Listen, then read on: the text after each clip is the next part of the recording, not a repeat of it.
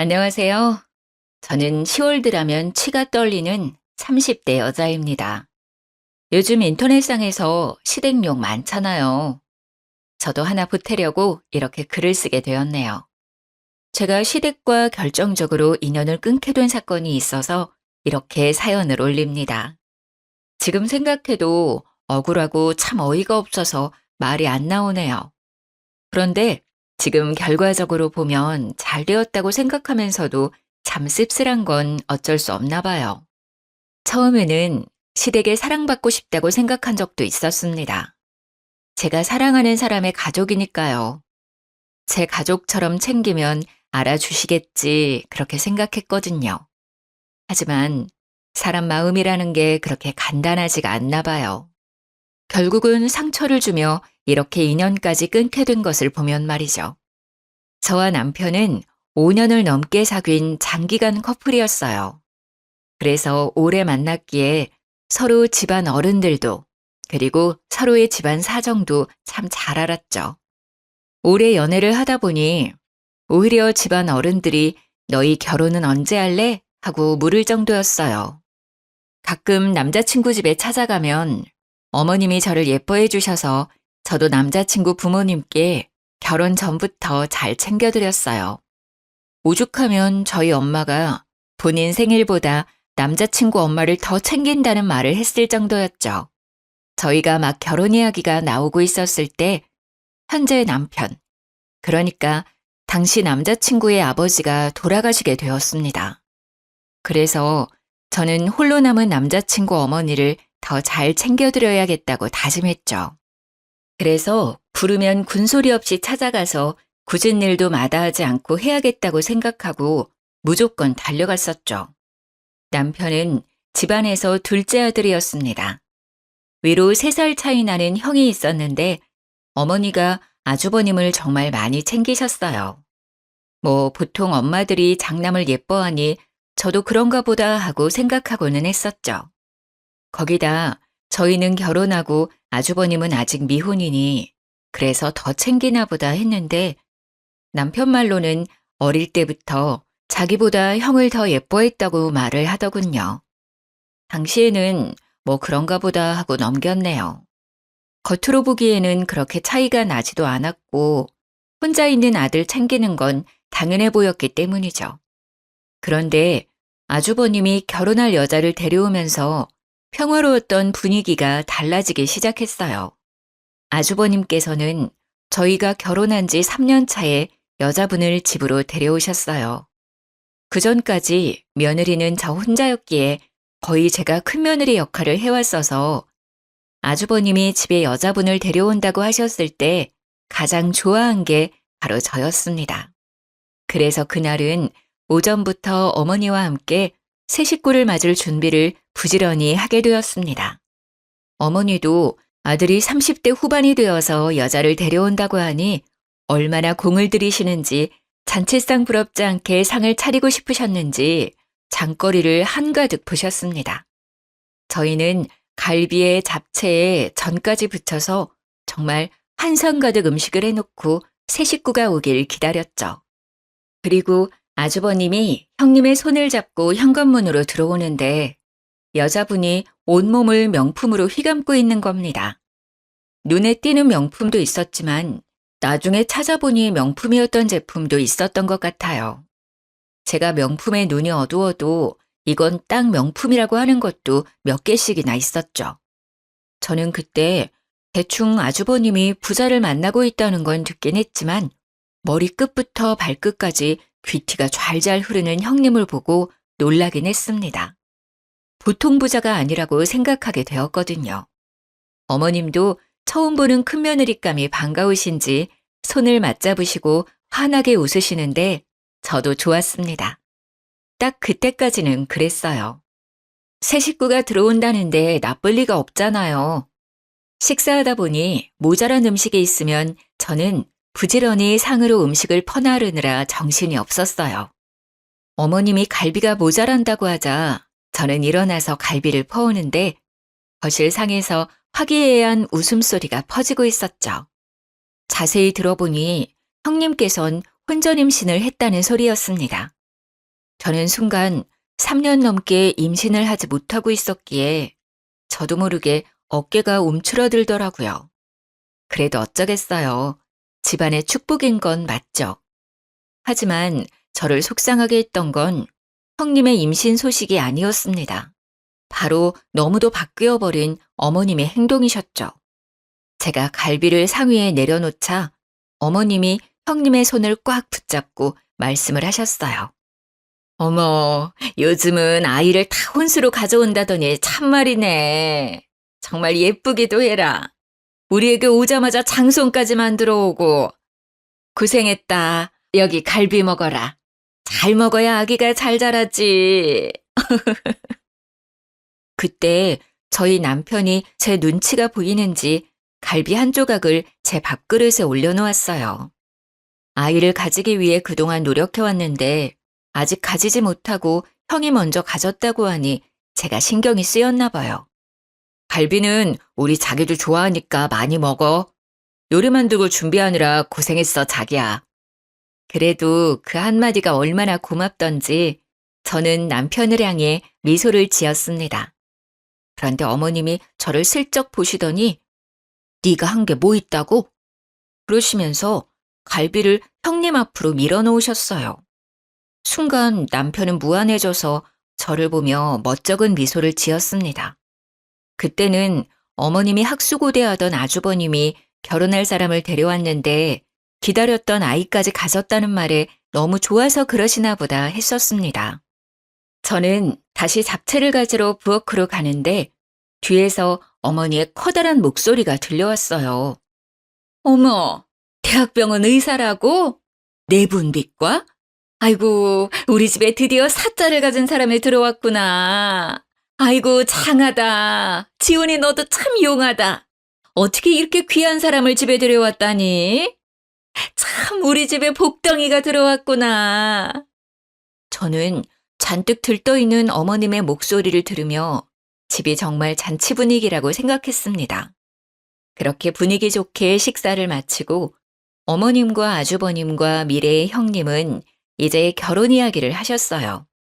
그 상을 치우는 것은 또 저의 몫이었기에 혼자 사부작거리며 상을 치우고 있는데 남편도 그 자리에 앉아있기가 그랬는지 저를 도와 상을 같이 치워주더라고요. 고생했다고 저를 다독이는데 그 손길이 너무 고마웠어요. 아침부터 힘들게 부지런히 요리하고 상을 차렸어도 고생했다는 한마디 못 들을 줄 몰랐습니다. 그런데 남편이 그 맘을 알아주니 속상한 마음이 사르르 녹아내렸죠. 상을 치우고 과일을 내가는데 형님이 어머님께 선물이라고 명품 가방을 떡하니 내놓더라고요. 어머님은 너무 좋아하시며 잇몸이 만개하게 찢어지셨어요. 의사니까 역시 돈도 잘 버는 거겠죠. 어머님의 커다래진 입을 보는데 제가 괜히 죄송해지더라고요. 저렇게 좋아하실 줄 알았으면 하나 사드리는 건데 하는 마음이 드는 겁니다. 제가 사드린 건 명품은 아니어도 국내 유명 브랜드들이었거든요. 역시 어머님도 여자셨던 거죠. 어머니는 명품 가방을 품에 안으시고 예비 형님을 향해 말을 하셨어요. 뱃속에 아이도 있는데 결혼을 서둘러야지. 배가 나오기 전에 빨리 서둘러야겠구나. 시어머니의 말에 예비 형님이 난감한 표정을 지으시더라고요. 그런데 제가 너무 바빠서요, 어머니. 결혼 준비를 제대로 할 수 있을지 걱정이에요. 병원 일이 생각보다 한가한 일이 아니라서요. 어머님은 형님의 손을 꽉 잡으시며 활짝 웃으셨죠. 그럼 알다마다 큰일 하는데 바쁜 거 내가 다 알지. 결혼식 걱정은 하지도 말아라. 내가 다 준비하마. 여기 한가한 너희 동서도 있잖아. 그렇지, 작은 애야? 네가 결혼 준비하는 것 좀 도와주려무나. 저는 사과를 깎다가 두 눈을 동그랗게 떴죠. 아주버님의 결혼식을 제가 준비하다니요? 그것도 잘못하면 욕먹기 딱 좋은 결혼식을 말이죠. 저는 어색한 미소를 띄었습니다. 죄송해서 어쩌죠? 저도 요즘 회사 일이 바빠서 도와드리기 힘들 것 같네요. 그래도 본인들이 준비하는 게 더 마음에 들지 않을까요? 어머님은 제 말이 마음에 안 드셨는지 저를 흘겨보셨어요. 무슨 직장이 시간 조정 하나 마음대로 못한다니? 그래서 다른 일은 할 수 있겠어? 서로 어려울 때 돕고 해야 형제 우애가 좋아지고 그러는 건데. 아니에요, 어머니. 제가 바빠도 시간 내서 해볼게요. 동서 곤란하게 해서 미안해. 아니다, 내가 준비하마. 바쁜 네가 시간을 어떻게 빼려고 해. 뱃속에 애도 있는데 그럴 필요 없어. 저는 잠시 그 자리에 있는데도 벌써 숨이 막혀왔습니다. 어머니와 형님만이 다른 세상에 있는 것 같이 느껴졌는데 저는 딱 그 자리에 그냥 옆에 세워진 병풍 같은 존재 같았어요. 아직 결혼 전부터 이렇게 살얼음 판인데 결혼하면 또 얼마나 달라지려나 하는 불안이 엄습해왔습니다. 왜 그런 느낌은 딱딱 잘도 들어맞는 것인지 모르겠어요. 형님은 결혼 전부터 보통이 아니셨습니다. 그렇게 형님의 결혼은 어머님 주도 아래 수월하게 이루어지게 되었어요. 두 분 결혼식이 한 달 앞으로 다가왔을 때 우리는 다시 시댁에 모이게 되었습니다. 그런데 형님과 아주버님이 생각지도 못한 말을 입 밖으로 꺼내시는 겁니다. 어머니, 이미 재산이 분할이 끝났다고 하던데 정말이에요?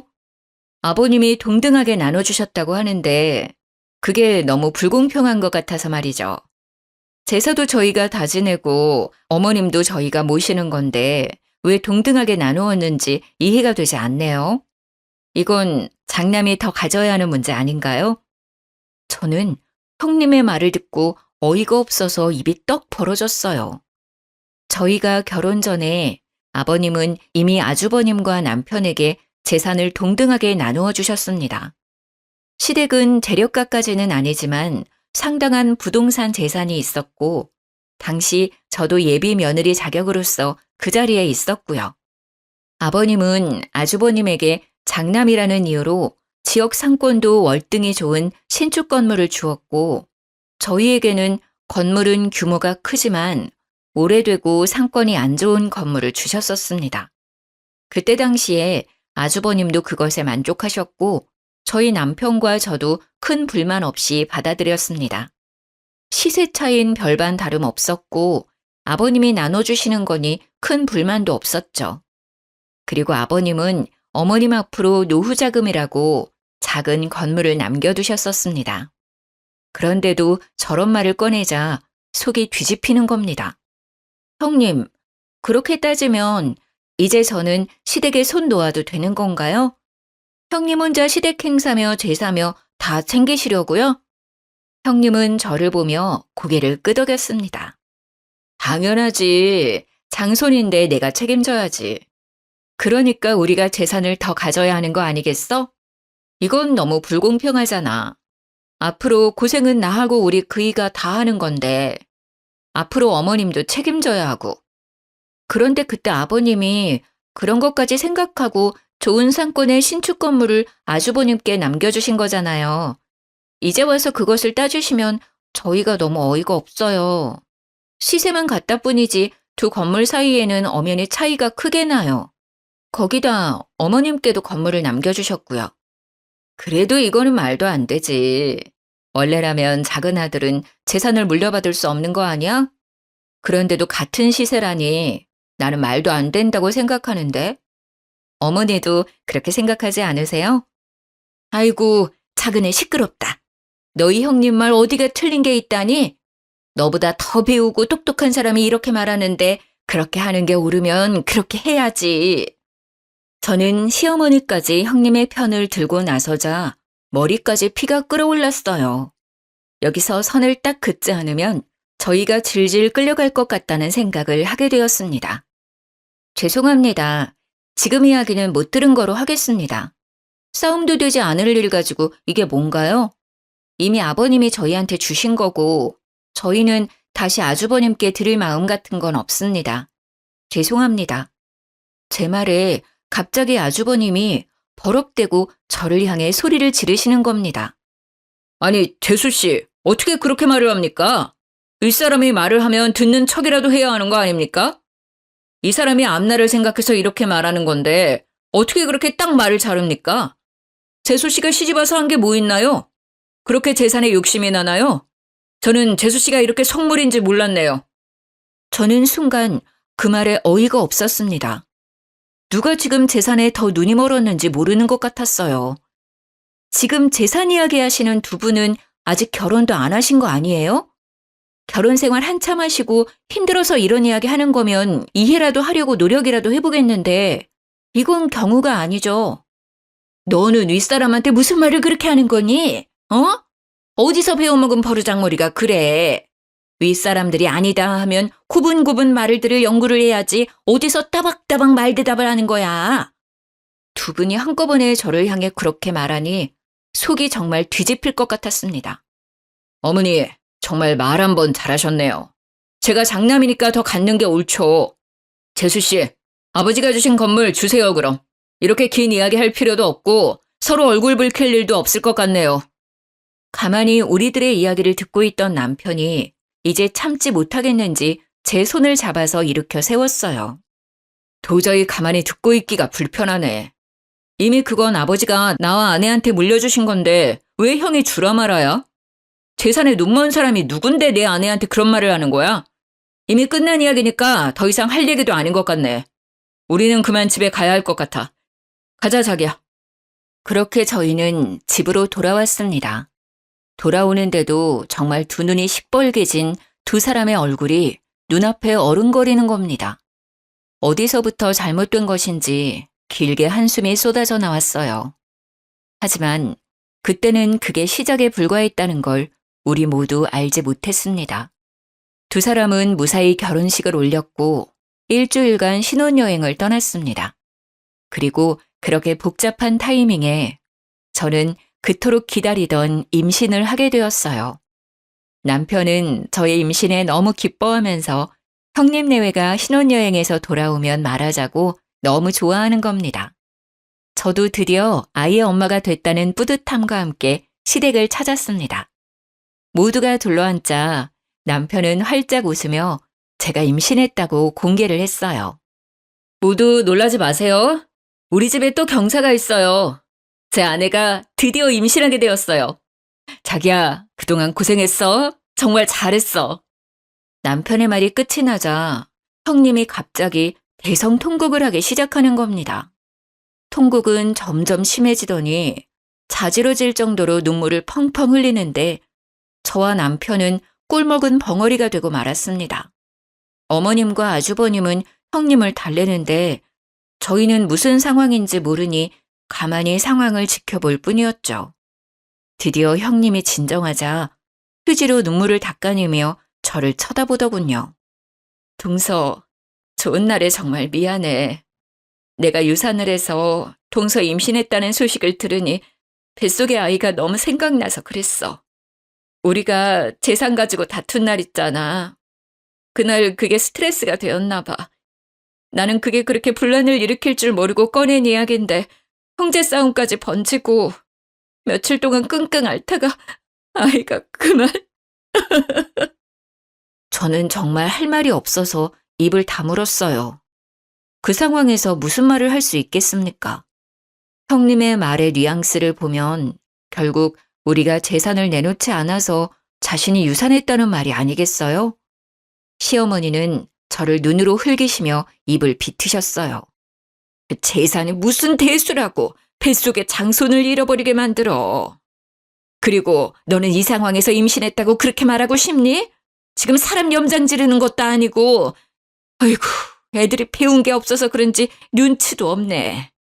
어머니의 말을 듣다 못한 남편이 벌떡 자리에서 일어나서 소리를 질렀습니다. 어머니, 그게 지금 무슨 말을 하시는 거예요? 지금 형네 아기가 우리 때문에 그렇게 되었다는 말이라도 하시는 거예요? 이게 어떻게 저희 잘못인가요? 지금 저희 아이는 안중에도 없으신 거예요? 형님 잃어버린 아이만 중요하신 거냐고요? 자기야, 그만 일어나 가자. 더 이상 여기에 못 있겠다. 저는 남편 손에 이끌려 다시 집으로 돌아왔습니다. 그런데 첫 임신에 심한 시댁 스트레스를 받아서인지 유산기가 보이기 시작했어요. 아래에 피가 살짝 비치고 아랫배가 자꾸 뭉치고 아파지는 게 큰 병원에 가서 검진을 받아보려 했지만 대학병원 같이 큰 병원은 대기가 너무 많이 걸려 있어 엄두를 못 내겠는 겁니다. 그래서 남편이 형수네 병원에 가서 검진을 받는 건 어떠냐고 물어보더군요. 어머님도 형님이 예약해서 허리 진료를 받았다는 겁니다. 거기는 형수백으로 검진을 앞당길 수 있는 거 아니냐고 말이죠. 저는 솔직히 형님에게 부탁하는 게 마땅치 않았지만 아이가 우선이니 전화를 걸어서 물어보기로 했습니다. 그런데 전화를 걸자마자 형님이 타박을 하시더라고요. 동서, 왜 전화했어? 바쁜 일 아니면 빨리 끊어. 혹시 이제는 우리한테 건물 넘길 결심이라도 선 거야? 그런 거 아니면 빨리 끊어. 나 바빠. 다시 머리에 혈압이 오르기 시작했습니다. 형님의 말을 듣자마자 내가 왜 이 여자에게 전화를 한 것인지 후회가 되기 시작했죠. 아니요, 그건 아니고요. 형님네 병원 산부인과 예약하러 가는데 혹시 빨리 앞당길 수 있는지 알아보려고 전화를 드렸어요. 곧 도착하니까 자세한 이야기는 일단 만나서 이야기 드릴게요. 갑자기 형님의 말투가 상냥해지기 시작했습니다. 어머, 그랬구나. 그런 일이면 말을 하지 그랬어. 내가 금방 알아봐 줄 수 있지. 잠시만 끊어봐. 내가 자리 있나 봐주고 다시 전화 걸어줄게. 그렇게 말하며 전화를 끊더니 10분 뒤에 다시 형님에게 전화가 왔습니다. 어머 동서, 내가 웬만하면 우리 병원으로 예약하려고 했는데 자리가 도저히 안 나온대. 대신해서 잘 보는 병원으로 예약해뒀거든? 거기로 가볼래? 그리고 건물은 출산 후에 이야기하자. 일단 뱃속 아기의 안정이 먼저잖아. 걱정하지 말고. 저는 형님이 예약해둔 다른 병원으로 내원하게 되었고 거기서 스트레스를 많이 받아서 유산기가 있다고 하면서 유산 방지 주사를 맞춰주었습니다. 그렇게 돌아왔지만 저는 이미 마음이 상해서인지 시댁 모임에 갈 때마다 스트레스가 쌓이더라고요. 그래도 어쩌겠습니까? 그 당시에는 이제까지 그렇게 해왔으니 부르면 당연히 가야 하는 거라고 생각을 하고 있었어요. 그게 효이고 그렇게 배워왔으니까요. 그런데 그곳에 가서 결국 저는 시댁에 학을 떼어버리는 일이 생기고 말았습니다. 그날도 시댁으로 가는데 가는 중에도 가슴 끈 명치가 답답하더라고요. 저는 이제 막 임신 6개월에 들어서는 중이었기에 어느 정도 유산에 대한 위험은 내려놓고 있었습니다. 그렇게 상에 둘러앉아 밥을 먹고 있는데 형님이 이번에는 주식 이야기를 하기 시작하셨어요. 어머니, 제가 말한 주식 사셨어요? 어때요? 돈 좀 만지셨어요? 많이 올랐죠? 형님은 이미 어머니에게 주식 투자를 권유해서 주식 투자를 했나 보더라고요. 어머님은 형님 말대로 주식이 올랐는지 입을 활짝 옆으로 찢으며 웃으시더라고요. 그러게 생각지도 않게 많이 올랐어. 너는 어떻게 이런 걸 잘 알고 있니? 정말 내 주위의 여편네들은 나를 그렇게 부러워한다. 며느리 하나 잘 뒀다고 말이야. 잘 됐네요, 어머니. 이번에 정말 확실히 오르는 화끈한 주식 있는데 한두 푼으로 투자해야 하는 게 아니라 한 번에 끌어모아서 투자해야 확실히 오르는 거거든요. 투자해보실래요? 주위에 어르신들 있으면 같이 투자하세요. 어머, 그게 정말이냐? 안 그래도 그 여편네들이 내가 주식으로 돈 재미 좀 봤다니까 자신들도 투자하고 싶다고 야단이더라. 내가 알아보마. 형님은 어머니의 말에 활짝 웃더니 저희를 보며 말을 이었어요. 동서도 투자하는 게 어떻겠어? 이번에도 정말 확실한 주식이거든. 이렇게 확실한 게 나오기도 쉽지 않은데 내가 아는 애널리스트 말이라서 찐이거든. 차 떠나기 전에 올라타야지. 저는 그 주식 투자가 왠지 끌리지가 않았습니다. 주식이 오른다고 단언하면서 확신을 하는 게 못 믿어왔죠. 주식이라는 게 한 치 앞도 못 가리는 건데 말이죠. 저는 단칼에 거절했습니다. 죄송해요. 저희는 그렇게 크게 투자할 돈이 없어서 말이에요. 저희는 빼고 하세요. 아우, 정말 아까워서 그래. 그 애널리스트 말로는 3배는 기본이고 최대 5배 이상은 뛴다고 하던데 이때 아니면 못 산다니까? 그 건물 있잖아. 그거 팔아서 투자하는 건 어때? 동서 말대로라면 시세도 더 이상 오르지 않을 거 아냐. 그렇게 끌어안고 있어봐야 세금이나 더 나오지. 거기 건물 상가도 몇 개나 비어 있어서 월세로 버는 것도 없다던데. 나 못 믿으면 그 전문가 믿고 투자해봐. 형님은 꼭 저희 건물을 미리 알아보신 것처럼 말을 하시더라고요. 저는 오랫동안 아파트 건설업체를 다니고 있었습니다. 어깨너머로 어떤 특징적인 지역이 아파트 개발이 잘 되는지 어렴풋이 알고 있었죠. 처음에는 잘 몰랐지만 아버님이 물려주신 건물을 보고 나서야 이곳이 잘하면 재개발이 들어갈지도 모르겠다는 생각을 하게 되었습니다. 문제는 그게 언제가 될지 그리고 재개발 허가가 날지 모르는 상태이지만 저는 그 당시에 이 지역은 언젠가 재개발이 된다고 생각을 하고 있었어요. 그래서 형님에게 건물을 팔지 않겠다고 말을 했죠. 아니요, 괜찮아요. 아무래도 거기가 곧 재개발이 들어갈 것 같아서 그래요. 그래서 손해라도 당분간 건물 가지고 있자고 남편하고 말을 해두었어요. 제 말을 듣더니 갑자기 형님의 두 눈이 커다래지더군요. 동서, 정말 해도 너무한다. 그런 건물을 가져간 거야? 어떻게 우리한테는 한마디도 없이 그런 곳을 가지고 갈 수가 있어? 미리 알고 그 건물 가져간 거야? 우리 그이 몰래 건물 빼돌린 거 아니야? 형님의 말에 논리에 어이가 없어지더군요. 건물을 빼돌리다니 어떻게 저런 말을 할 수가 있는 건지 당최 이해가 되지 않는 겁니다. 무슨 말을 그렇게 하세요? 저희도 아버님께 물려받고 눈으로 직접 건물 보고 재개발에 들어갈 것 같다는 거 안 거고요. 아직 재개발 뜬 것도 아니고 그럴 것 같다고 분명 말씀드렸잖아요. 그런데 무슨 건물을 빼돌려요? 저희는 정말 아버님이 주신 대로만 받은 건데 그리고 제가 회사 다니면서 지역이랑 흐름 보고 저 스스로 판단해서 그렇게 말한 거예요. 형님, 정말 말을 이상하게 하시는 거 아니에요? 그게 말이 되는 거야? 아버님이 주신다고 그런 낡은 건물을 얌전히 받았다고? 그게 더 이상하지. 분명 뒤에서 아버님에게 무슨 말을 했으니 이렇게 된 거 아니겠어? 어머니, 이거 사기 아니에요? 좋은 건물 차지하려는 것 같은데 어머니, 아무리 생각해도 이건 아닌 것 같아요. 저는 정말 미치고 팔짝 뛸 것 같은데 그 당시 아버님 옆에 계셨던 어머님까지 저를 몰아가는 겁니다. 큰아기 말을 듣고 보니 그렇구나. 너 정말 건물 노리고 그런 거니? 정말 사람 하나 잘못 들여서 내가 별꼴을 다 보는구나. 너 이게 무슨 경우냐, 어? 아무리 재산이 탐이 나도 그렇지. 그렇게 노른자 땅을 홀라당 가지고 가서 너 혼자 잘 먹고 잘 살려고 했니? 말하는 꼬락서니도 아주 뻔뻔하게 시리. 정말 그 말이 사실이면 저도 가만히 있지 못하겠습니다. 재수 씨, 이건 법적으로 사실 여부를 따져봐야 하는 겁니다. 사실이라면 지금이라도 이실직고 하세요. 순간 머리 꼭지가 돌면서 아랫배가 뭉치는 겁니다. 밑이 빠질 것처럼 아픈데 저는 배를 움켜쥐고 옆으로 쓰러졌어요.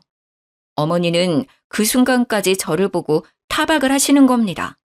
옳시고 이제 내가 뭐라고 한다고 아프다고 생쇼를 하는구나. 정말 너 그렇게 안 봤는데 꼬리가 9 달린 여우 아니냐?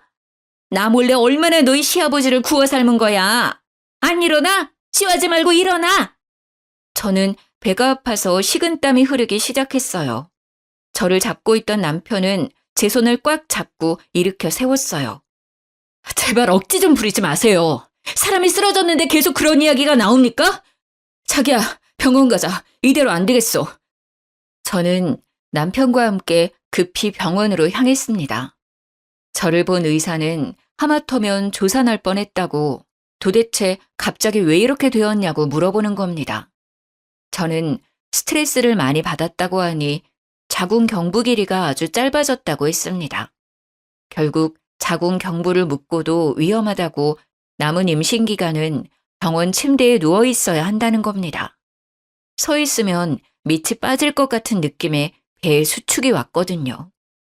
병원 침대에 누워 있는데 괜히 서러워지는 겁니다.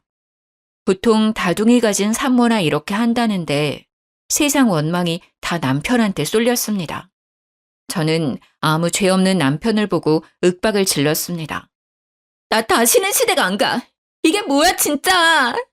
어렵게 아이 가졌는데 축하는 못할 망정 하마터면 우리 아이 잃을 뻔했잖아. 나한테 다시는 시댁 가자고 말하지 마. 다시 또 나랑 시댁에 가자고 하면 나 당신이랑 이혼할 거야. 알겠어? 눈물이 나오는데 남편이 제 손을 꽉 잡더라고요. 알겠어. 안 가도 돼. 그동안 고생했어. 우리 집 일은 이제 내가 알아서 할게. 당신은 우리 아이 걱정만 하면 돼. 다시는 당신 속썩이는 일 없이 할 거야. 내가 미안해. 당신 고생시켜서. 그 말을 듣는데 다시 눈물이 왈칵 쏟아졌습니다. 그동안 참아왔던 서러움이 한꺼번에 터져나왔습니다. 예쁨 받고 싶고 사랑받고 싶어서 열심히 노력한다고 한 것 같은데 어디서부터 잘못되었는지 모르겠네요. 저는 그렇게 완전히 시댁과 단절을 하고 4개월을 침대에서 더 버텨 무사히 제품에 딸을 안았습니다. 작은 얼굴에 오밀조밀 예쁜 얼굴을 보니 그제야 좀 숨통이 트이는 것 같았어요. 그렇게 아이를 키우느라 몇 달을 정신없이 보내긴 했어도 아무 걱정 없이 우리 세 식구만 챙기면 되니 스트레스로 인한 두통도 명치에 답답한 것도 사라졌죠. 남편이 오기를 기다리며 저녁을 준비하고 같이 식사를 하는데 남편이 시댁 이야기를 꺼내더라고요. 나 밥 먹고 잠시 본가에 다녀올게. 집에 무슨 일이 있는지 오늘 어머니에게 전화가 왔더라고. 울면서 전화를 하셨는데 갑자기 형수랑 연락이 안 된다고 하시더라고. 형도 갑자기 형수가 사라져서 이리저리 찾아보고 있는데 하루아침에 사라져버려서 둘 다 많이 놀랐나 봐. 저는 아이에게 이유식을 먹이다가 남편을 쳐다보았어요. 형님이 갑자기 사라졌다니 말이 나오지 않았어요. 거의 1년 가까이 시댁 일에는 신경 쓰지 않고 있어서 따로 형님과도 연락하고 있지 않았기에 저는 남편이 들려주는 시댁 이야기로만 소식을 전해 들었습니다. 남편은 시댁을 다녀와서 한숨을 푹 내쉬더라고요. 저는 그때야 무슨 일이 크게 났다는 걸 깨달았어요. 무슨 일이야? 큰일이 난 거야? 형님은 찾았어? 어디 계시는데? 일단 신고는 해놨는데 그게 좀 이상해. 형이 형수가 사라지고 일하는 대학병원에 가서 형수를 찾으니까 없는 사람이라고 했다는 거야. 그런 사람은 자신의 병원에 근무하지 않는 의사라고 하더라고. 분명 어머니가 몇 달 전에 허리 때문에 병원에서 형수 이름으로 진료 예약하고 진료를 받았고 병원 홀에서 의사 가운 입고 있는 것도 봤다고 하니까 간호사가 형수 이름으로 진료 예약된 것은 맞는데 의사로 근무하는 사람은 없다는 거야. 간호사까지 통틀어서 직원 명단을 봐도 형수 이름은 없대. 어머님은 그 말 듣고 지금 쓰러져서 병원에 계셔. 남편의 말에 저는 당황했습니다. 분명 우리는 형님이 그 대학병원 의사라는 것에 아무 의심이 없었습니다. 어머님이나 아주버님이 병원 홀에서 의사 가운을 입고 있는 형님을 만났다고 했으니까요. 그런데 막상 병원에서 형님은 그 병원 의사가 아니라고 하는 겁니다. 하지만 남편의 말은 거기서 끝이 아니었습니다. 그래서 경찰서에 가서 실종 신고를 하면서 정황을 이야기했더니 경찰의 말로는 사기꾼한테 당한 것 같다고 하더라고. 일부러 처음부터 형의 재산과 우리 집 재산을 노리고 들어온 전문 사기꾼 같다고. 그럼 형님, 아니지, 그 사기꾼을 다시 찾을 수 없다는 거야? 그런데 그때 어머님이 홀레당 주식 투자한다고 하시지 않았어? 그건 어떻게 된 거야? 그것도 가지고 도망간 거야? 지금 그게 가장 큰 문제야. 나도 그게 걱정되어서 물어봤더니 이미 어머니하고 형하고 건물까지 다 팔아서 그 주식에 투자했대. 경찰 말로는 그런 주식 자체가 없다는 거야. 아마 현금으로 돌려서 빼돌리기 위한 거짓말이라고 하는데 형수의 신원도 가짜고. 지금 조회 중이긴 한데 보통 이런 경우는 이미 해외로 도주했을 거라고 말하더라고. 신원이 가짜라니 무슨 말이야? 혼인신고 했을 거 아니야. 그게 형수가 일이 너무 바쁘다고 혼인신고를 미루자고 해서 혼인신고를 아직도 하지 않았다더라. 그래서 신원 추적이 늦어지고 있어. 정말 어머님은 믿는 도끼에 크게 발등을 찍히고 마셨던 거죠. 온 식구들을 속이고 시댁과 아주버님의 재산을 몽땅 갖고 튄 그 사기꾼은 몇 달 수사 끝에 필리핀으로 도주를 했다는 것을 경찰에서 밝혀냈다고 하더군요. 어머니는 쓰러진 뒤로 중풍이 오셔서 말도 어눌해지고 한쪽 몸이 마비가 오셨다고 해요. 문제는 어머님이 또 없는 돈까지 끌어다가 사기꾼에게 투자해버려서 빚도 상당하다는 겁니다. 하루에 몇 번씩 병원으로 빚쟁이들이 들락거린다고 하더라고요. 그래도 그 지역에서는 잘 산다는 소리를 듣고 살았던 시댁이 한순간에 빚더미에 앉게 되었습니다. 어머님은 어쩔 수 없이 사시던 집을 팔아 그 빚을 다 갚고 작고 낡은 주택을 월세로 얻었다고 해요. 저는 더는 시댁으로부터 스트레스를 받고 싶지 않았어요. 저는 그동안 할 만큼 했다고 생각합니다. 그리고 이건 어머니가 자초한 것으로 생각하기도 했고요. 번지르르한 겉모습과 의사라는 말만 믿고 모든 것을 믿어버리신 거니까요. 당신이 서운하게 생각할지도 모르지만 나는 어머니 일에 더 이상 신경 쓰고 싶지 않아. 어머니에게 갈 생각도 없고. 그러니까 나보고 어머니에게 얼굴 비추라는 말 하지 않았으면 좋겠어. 남편도 그동안 어머님이 저에게 한 행동을 고스란히 봐와서 그런지 별말이 없었습니다. 그래, 알겠어. 내가 알아서 할 테니까 당신은 어머니 일에 신경 쓰지 마. 그리고 남편은 어머니에 대해 저에게 말하는 법이 없었어요. 그렇게 몇 년이 흘렀는데 저의 예상대로 저희의 건물은 재개발이 진행되었습니다. 저희는 보상금으로 큰 돈을 벌었죠. 그 말을 저희 어머님이 어떻게 들었는지 저에게 수십 통 전화를 해서는 생떼를 부리기 시작하는 겁니다. 작은 애 너는 어쩌면 이럴 수가 있는 거니? 아무리 시어머니가 잘못했다고 해도 이렇게 몇 년 동안 얼굴 한번 안 비추고. 너는 그러는 거 아니다. 내가 뭘 그렇게 잘못했니? 그때는 어쩔 수 없어서 그런 거 너도 알잖아. 시어머니는 몇 년 만에 저한테 전화하셔서 그때 내가 너에게 너무 심하게 해서 미안하다 그 한마디를 안 하시는 겁니다. 그때 제가 무슨 일을 겪었는지 어머니도 다 아시면서 말이죠. 저는 그 일로 뱃속에 아이를 잃을 뻔했는데 해도 너무한다고 생각을 했습니다. 남아있는 정도 없는데 더욱 어머니에게 정남이가 떨어져 버렸죠. 어머니, 정말 너무하시는 거 아니에요? 그때 어머니께서 저한테 어떻게 하셨는지 벌써 잊으신 것 같네요. 그때 제가 얼마나 속상했는지 알기나 하세요? 그 사기꾼 형님한테 홀라당 넘어가셔서 제 뱃속에 있던 손녀까지 위험에 빠뜨릴 뻔한 거 벌써 잊으셔서 저한테 이러시는 거예요? 지금도 가끔 생각하면 명치 끝이 뜨겁고 답답해져요. 그런데 전화해서 그때는 어쩔 수 없었다니요? 어머니는 다 알고 계셨잖아요. 그게 차별이고 폭력이란 거 알면서도 형님이 사주는 명품 가방에 넋이 나가신 거죠. 형님의 배경에 눈이 멀었던 거고요. 다시는 저랑 제 딸 얼굴 보려고 하지 마세요. 너는 어쩜 애가 하나도 안 변하니? 사람이 다 실수하면서 사는 거지. 가족끼리 그렇게 일일이 따져가면서 살면 안 된다는 거 안 배웠냐? 너희 건물 재개발 들어갔다는 거 다 안다. 보상금도 넉넉하게 받았다며. 그거 내놔라. 내 남편이 피땀 흘려서 벌어놓은 재산이잖니. 어떻게 그렇게 큰 돈을 벌어놓고 이렇게까지 매정하게 구는지 나는 알다가도 모르겠구나. 내 남편이 준 거니 나도 받을 권리 충분히 있다고 생각한다. 저는 어머니 말에 기가 막혀왔어요.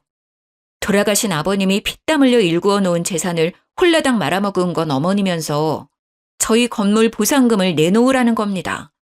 어머니, 저는 어머니가 아버님 재산을 그렇게까지 귀하게 생각하실 줄 몰랐네요. 저는 그렇게 귀했다면 그 사기꾼한테 건물 팔아서 돈 넘길 때 좀 더 자세히 알아봤을 거예요. 어떻게 한 사람 말만 믿고 그 많은 재산을 넘겨주었는지 저는 아직도 이해가 안 돼요. 그리고 이건 저희가 그때 현명하게 판단해서 지켜낸 거 아닌가요? 어머님이 저에게 그 사기꾼에게 건물 안 넘긴다고 그렇게 구박하던 거 하나도 빼놓지 않고 기억하고 있어요. 그래서 저희가 그나마 거짓골 면하고 사는 거고요. 그러니까 다시 이런 전화하지 않으셨으면 좋겠네요. 이제 전화하셔도 이런 이야기 하시면 전화 끊을 거예요. 저는 어머님의 말을 단칼에 거절했습니다. 그렇지 않으면 어머님 성격에 다시 돈을 달라고 전화를 하실 거니까요. 아주버님은 저에게 미안한지 몇 년이 지나도 얼굴 한번 안 비추고 남편만 연락을 주고받더군요. 남편 말로는 지금은 그 여자를 찾아서 외국에 나가 있다고 하네요. 간간히 서로 연락은 주고받고 있지만 그 여자가 얼마나 꼭꼭 숨어버렸는지 몇 년을 찾아도 머리카락도 안 보인다고 말을 하더군요. 저는 그래도 혹시나 해서 남편을 흘겨보았어요. 혹시 어머님이나 아주버님께 돈이나 이런 거 주고 하는 거 아니지? 그러지 마. 그러면 나 정말 화낼 거야. 남편은 저를 보며 팔짝 뛰더라고요. 내가 미쳤어? 돈을 왜 줘? 형은 나한테 그런 말 미안해서라도 꺼내지도 않아. 자기한테 미안하다고 전해주라는 말만 계속하더라. 자기도 그렇게 속을 줄 몰랐다고. 어머님은 나한테 돈 달라고 전화는 하지만 나는 안 된다고 했어. 병원비는 내드리고 있지만 다른 돈은 안 드린다고 확실히 선 그었어. 나도 말이야, 어머니에게 서운한 게 한두 개가 아니야. 어릴 때부터 어머니는 유독 형만 예뻐했으니까. 당신도 이미 질릴 만큼 봤잖아.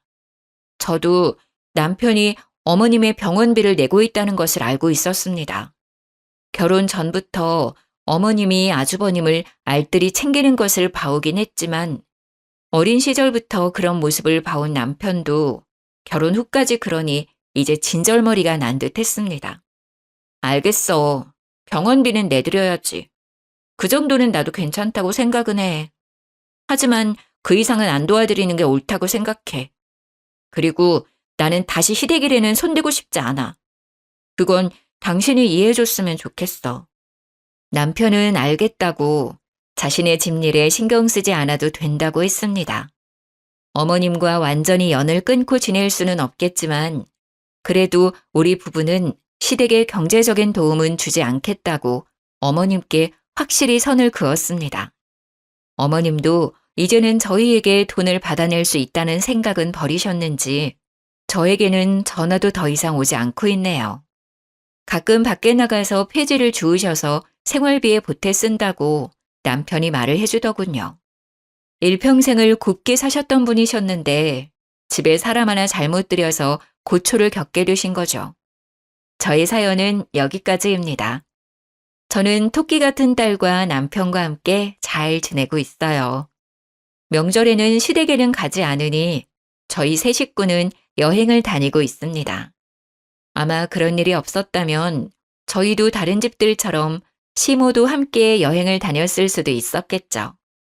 하지만 이미 지난 일을 떠올려봤자 어쩌겠어요. 나쁜 기억은 빨리 털어버리고 일어서야죠. 가끔은 믿었던 사람에게 가장 많이 상처를 받기도 하는 것 같아요. 하지만 서로 상처 주는 사이라면 서로 안 보고 사는 것도 좋은 방법인 것 같습니다. 조금은 멀리 떨어져 서로의 소중한 것을 생각해 보는 게 어떨까 싶네요. 모두 행복해지길 바라면서 이만 글을 드리겠습니다.